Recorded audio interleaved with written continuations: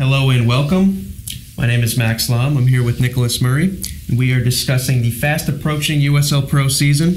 Conference alignment came out last week after an explosive offseason of expansion. We have 24 clubs, 2 conferences, Eastern and Western, 12 clubs each.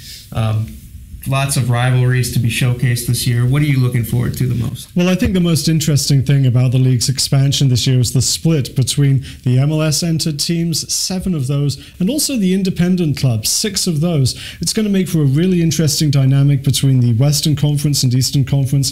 5 MLS-owned and operated teams in the West, 3 in the East. Should make for some fascinating storylines throughout the season. Absolutely. Now, out west, we have the returning champions, obviously, Sacramento Republic FC, and they are joined now by the trio of clubs in Cascadia and Portland, Seattle, and Vancouver. What are you looking for out west this year? Well, there's another couple of teams, MLS owned or operated, the Galaxy 2, who ran Sacramento so close in the semi-finals last year, and Real Monarchs SLC, Real Salt Lake's entry. But I'm looking a little further south as to a team that might be a bit of a dark horse. Arizona United is putting together a very, very good squad, and they certainly could be a challenger to Sacramento and the great young talent that we're expecting to see out of the Cascadia 3 and Real Monarchs this season.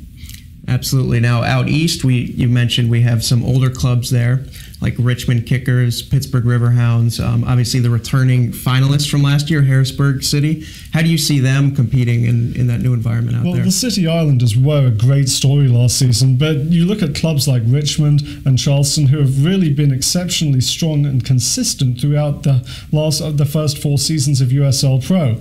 What's interesting to me is how these new clubs, like the Charlotte Independence, Louisville City FC, St. Louis FC, and the new teams up in Canada, FC Montreal, the representative of the Montreal Impact, and the Toronto FC2 have their say in this league. It's going to be really interesting to see how the new clubs adapt.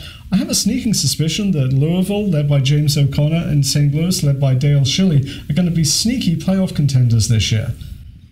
Excellent. Well, thank you, Nicholas. Thank you for joining us. Next week, we'll be here to discuss the schedule and some featured matchups early on in the season. Very excited about that. In the meantime, follow us on social media at USL Pro on Twitter, Facebook, and Instagram, and visit our league website, uslprosoccer.com.